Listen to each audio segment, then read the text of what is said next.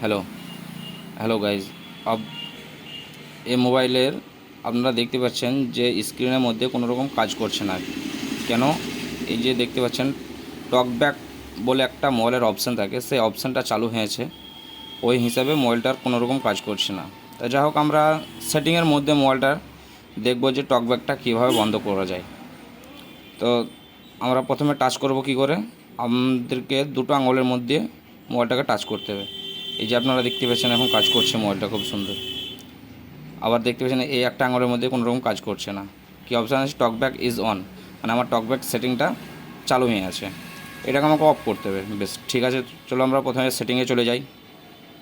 সেটিংয়ে গেলাম, একবার টাচে কাজ হচ্ছে না, আমাকে ডবল টাচ করতে হবে। ডবল টাচ করার পরে অ্যাডিশনাল সেটিং বলে অপশান আছে আমার, অ্যাডিশনাল সেটিংয়ের ভেতরে চলে যাব। এখানে যাওয়ার পরে দেখব অ্যাসিবিলিটি কোথায় আছে। হ্যাঁ, আপনারা দেখতে পাচ্ছেন এই যে অ্যাসিবিলিটি, হ্যাঁ এই অ্যাসিবিলিটির ভেতরের মধ্যে চলে যাবো। এবার দেখুন জেনারেল আছে, ভিশন আছে, হিয়ারিং আছে, ফিজিক্যাল আছে। তো আমরা প্রথমে আগে ভিশনের মধ্যে ঢুকে দেখি যে আমার টকব্যাক অপশান এখানে আছে কি না। হ্যাঁ, select to speak talkback on, দেখতে পাচ্ছেন আপনারা এই টকব্যাকের মধ্যে আমরা ঢুকে যাব।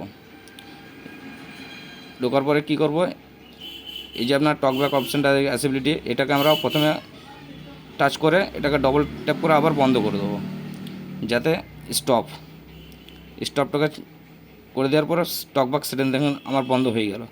এবার আমার সেটে টাচে কাজ করতে লেগেছে। এটা হয় কিসের জন্য? টকব্যাক সেটিংটা আমার চালু হয়ে থাকলে মোবাইল স্ক্রিন আমার কাজ করে না, তখন আমার ডবল ট্যাপ করে কাজ করতে হয়। Thank you.